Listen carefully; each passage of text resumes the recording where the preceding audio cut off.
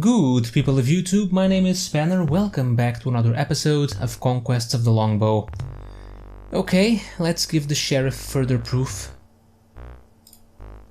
Now that is a truly magnificent jewel. Let me see it closely. This one is not for sale. But if you demand more proof than this, then I shall give up and leave at once. Nay, he's convinced, aren't you, John? John! Aye, dear. I agree to your conditions, let us go at once.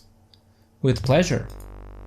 And her ladyship may have this jewellery for naught, as a token of my esteem for her delicate grace and feminine beauty. Oh, I shall never forget you, Gucci of Beverly.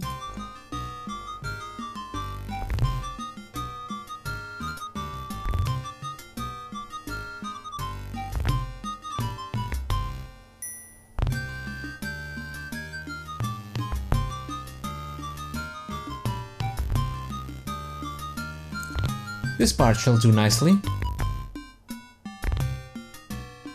Why are we stopping here? Where is the cave?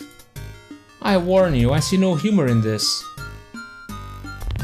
I intend to fulfill my words. I shall reveal my secret and then payment shall be due. Behold my secret. Your hair? Why, it's your... none other than Robin Hood's. By my troth, if you think you can take me alone. But we are not alone. Come out, man, and greet our guests. Merry day, Sir Sheriff. 'Twas all a stinking cowardly outlaw trick. Have a care with your words or I'll wrap some manners into you. What difference does it make? You'll murder me sooner or later. Not so, I give you my solemn oath that you shall depart this forest as whole as you entered it. Save for a few belongings we shall take in payment for the banquet. What banquet? Why, the one that awaits you even now? Let us be off. This is an outrage! I order you to release me. Sit down, you. Is something amiss, Sir Sheriff? The food doesn't please you. The ale doesn't suit your refined palate. He clenches his jaw so tightly he cannot swallow ale. Enough play, let's cut the pig. Nay, Will, I promised him safe conduct and I'll not go back on my words. I demand... Plant your rump upon the stump. I'm an official of King Richard's. How dare you treat me this way? Heed me well. You're a lying, traitorous dog, and the only thing that keeps you alive is my word that you'd leave Sherwood Forest as whole as you entered it. But if you dare mention Richard Lionheart again, you who conspire against him at every turn, I'll cut out your tongue. Have some venison fresh caught today. One more crime against you. Well, what does it matter? One crime or 100, the penalty is the same. The rope. Perhaps some music would suit our guest, a ballad of bold Robin Hood. Kill me and have done with it. You don't think I believe for a minute that you'll set me free? Unlike you, I honor my oaths. Another round of grog. Sing us your song, Alan. And make it loud enough to drown out the grinding of my Lord Sheriff's teeth. You said I'd be sent back as whole as I entered, you dog. What? Are you not as whole as when you entered this life, and clothed the same besides?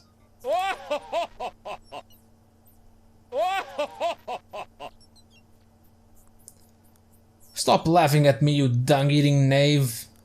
For every insult I've suffered today, I shall see that you suffer tenfold. Oh, our ransom just went up. Farewell, and be glad we left you your hat. I swear I'll not rest until I have my vengeance. I keep changing the sheriff's voice for some reason. And my fondest regards to your lady.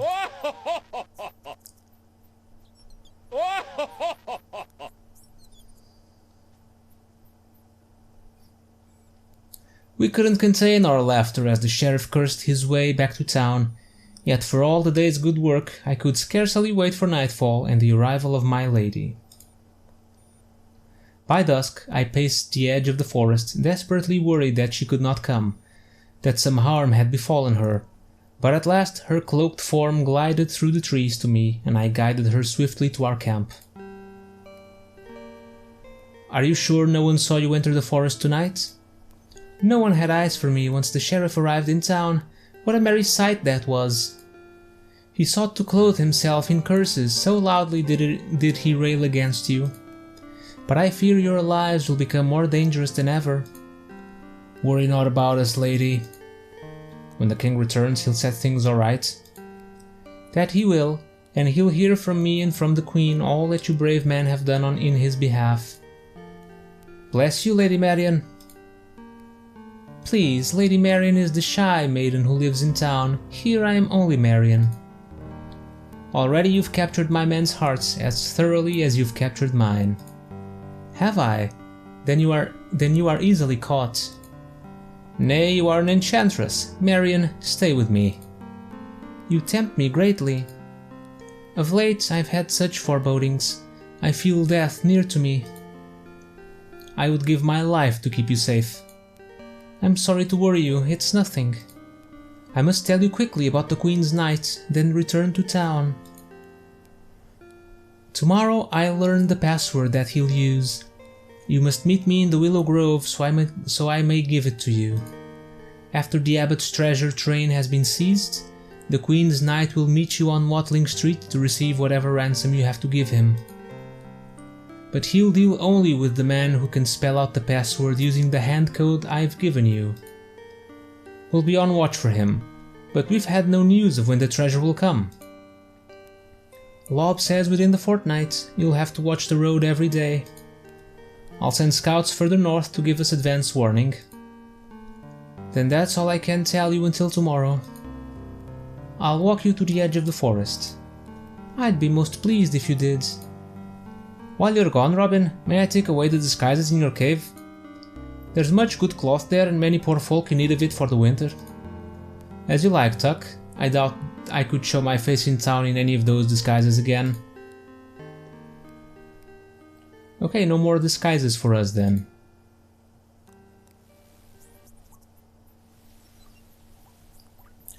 I was coming to get you. I have grievous news, my friend.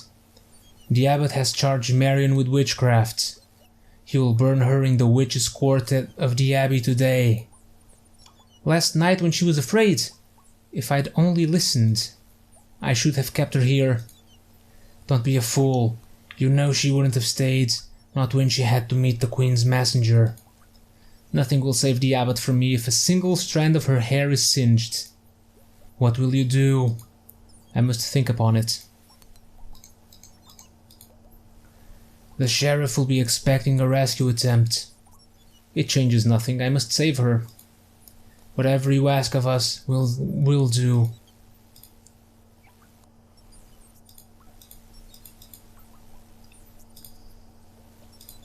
Can I summon the man? So we need to rescue her anyway. She has the passwords.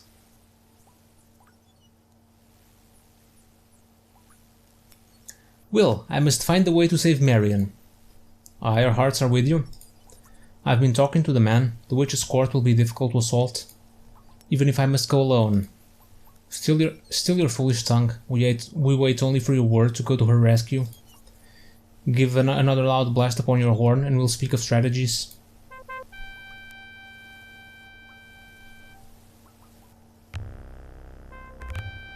I could scourge myself for giving away your disguises. Set aside your guilt. Even did I have those disguises, they would now be watching warily for them. It occurs to me that all the sheriff's men and abbot's monks will be at the witch's court to watch the burning. They may well suspect the rescue if they've learned the Marian's connection with Robin. Let me hear all your thoughts before I decide. Both the sheriff and abbot will be there, will they not? Let us concentrate all our force not towards the lady as they expect, but towards taking them prisoner. Once we have such hostages, we can demand that Marian be set free and even guarantee her safe passage to the forests. I would incite the mob to riot, for the abbot is feared and hated by the common folk. Set them to create confusion and draw the soldiers into the streets? Where you can attack in full force outside the court while you sleep inside and rescue your lady? My counsel is to try subterfuge. By whatever means you can, enter the court secretly so that you can seize the lady from fire unhindered. When it seems certain you've found a way in, I'll lead a two-part attack through the town. Half our men from the north and half from the south converging upon the court. I'll take Will's horn, and when you hear me signal you upon it, you'll know the moment is upon you to act. One strong wedge driving straight through the nearest town gate will serve us best, with you in the lead. We'll cover you while you reach Marian and free her from the stake. Let's attack the soldiers and taunt them and then pretend to run away in all directions. The soldiers will split up and run all over the town after us. Then you, Robin, with maybe 5 men, can go after Marian while we keep the soldiers busy running after us. Oh, I have to choose.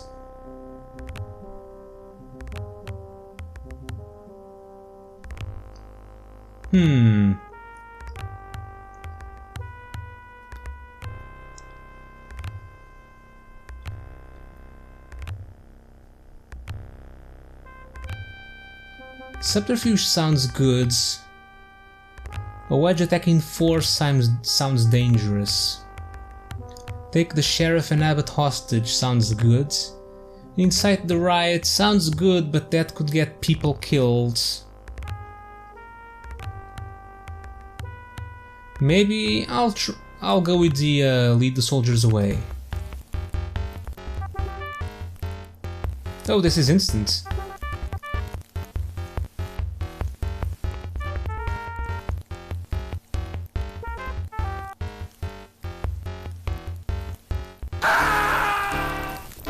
What? What?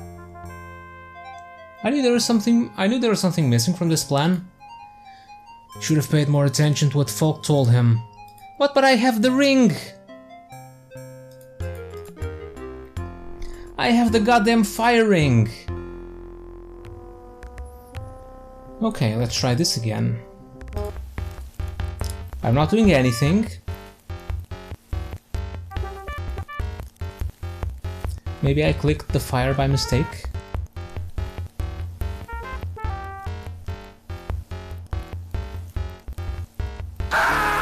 No, I did not. Robin is just an idiot.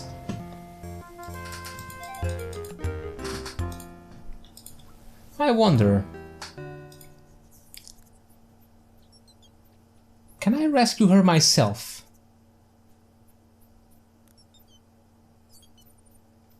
Without the aid of my men.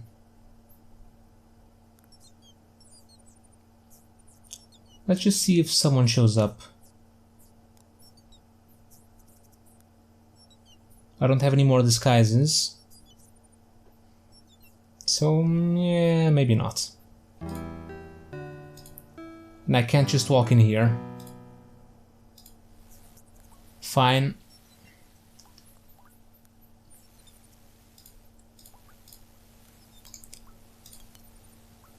There's the ring. Can I equip it?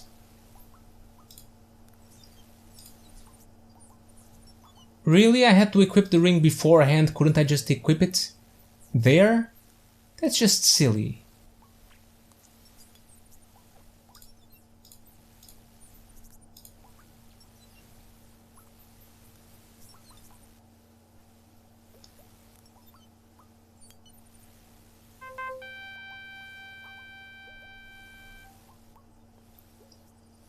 Let's try a different approach this time, just see if it works or not.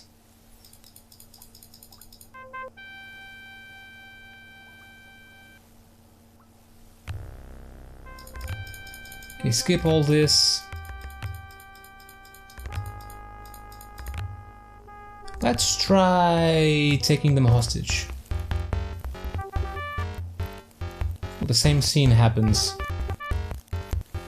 I guess it doesn't matter, perhaps?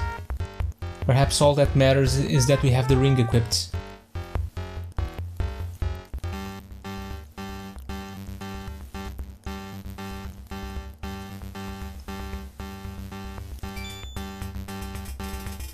Oh, we lost some men. 5 men. We lost 5 men. So maybe there's a difference in the number of men that we lose. Alright, let's do this again, just to see what it happens. My original choice.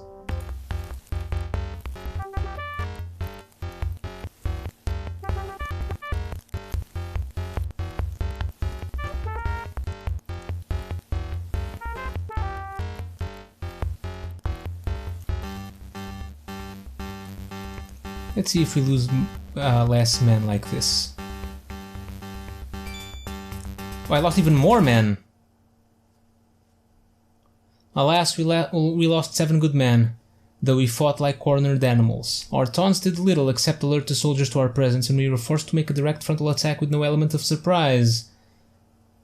The fighting was merciless and the street dark with blood before we escaped Nottingham town. I think I just lost some score. Okay, just checking something out. I'm trying the option, Alan's option again, trying to take the sheriff and abbot hostage. I just want to see if... oh, and we didn't actually lose score, we gained score in the previous one. I just want to see if the amount of men we lose is random or predetermined. So we lost 5 men before. We lose 5 men again. Neither the sheriff nor the abbot remained more than a second once our attack began. A special force of guards spirited them away to safety. We had a pitched battle with those that remained. We won the day but lost 5 men. Once we reached the edge of the forest, I parted ways with my men. They drew the attention of our pursuers and took them on a merry chase into Sherwoods.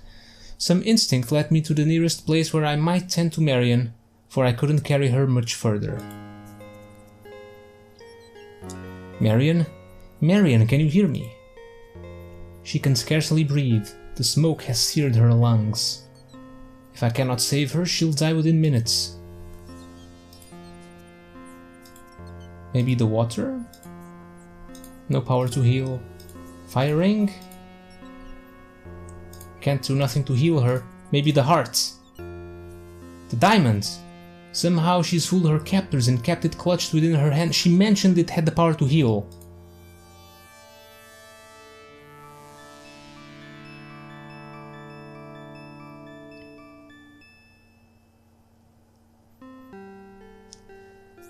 Blessed Lady, if love be stronger than death, let my love flow through these gems and heal her.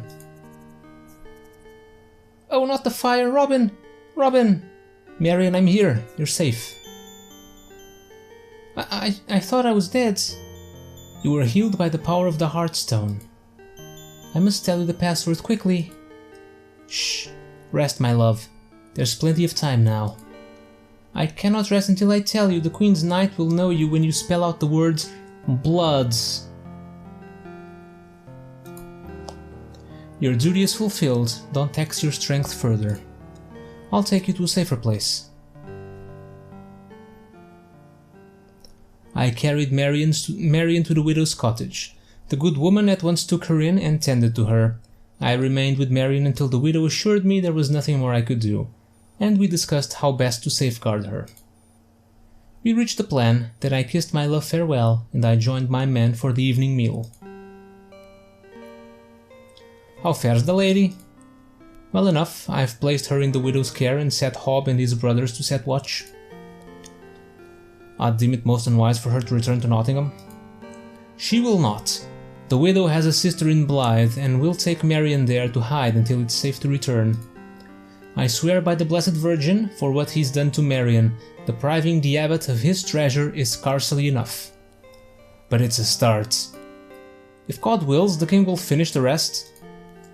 Whether God's will or our skill, we must not fail. We send scouts to the north and wait for their signal. Long, weary days creep past. I fear that Prince John's nerve has failed and the treasure will never come.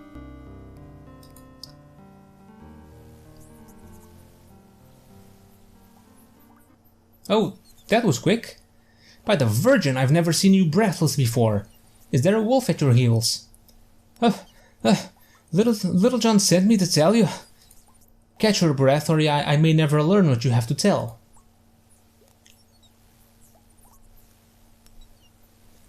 Diab's treasure train has been sighted. The signal's been passed from our northernmost scouts. Will remains on watch at the overlook. Good, then we have time to plan.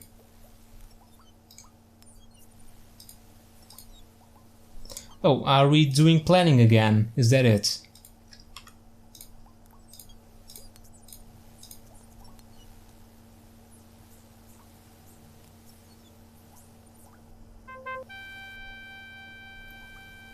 Let's try not to lose men this time.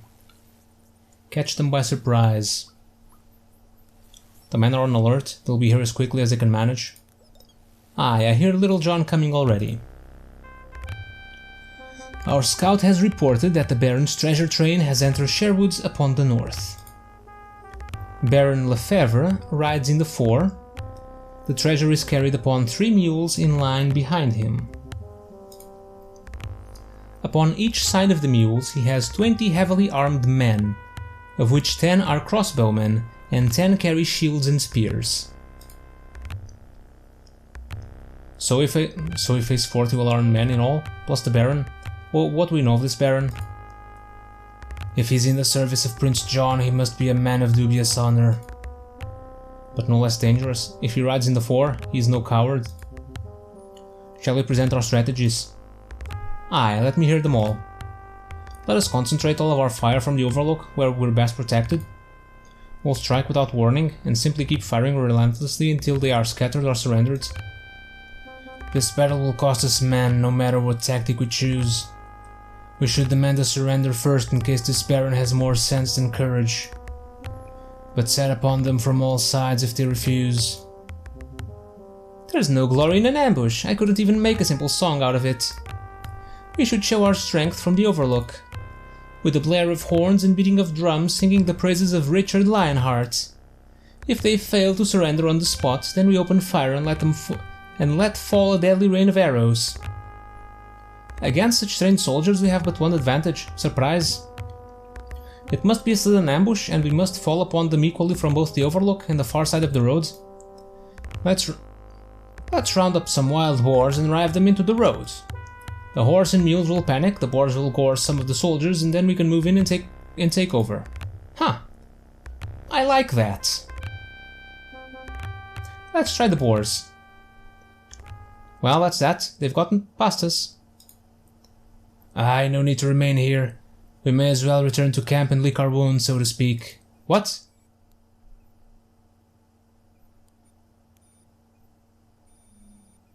There was naught left but to straggle wearily. I'm sorry, it's all my fault. Nay, lads, 'twas I... Well, wait, what? Doesn't work.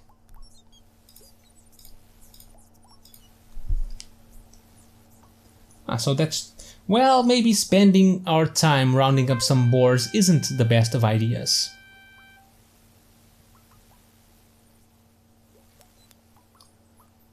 Oh well, I guess we'll have to try this, but we'll try it next time. For now, thank you guys for watching, hope you enjoyed some more Conquests of the Longbow, and as usual, don't miss the next episode, because I won't. I'll see you all next time.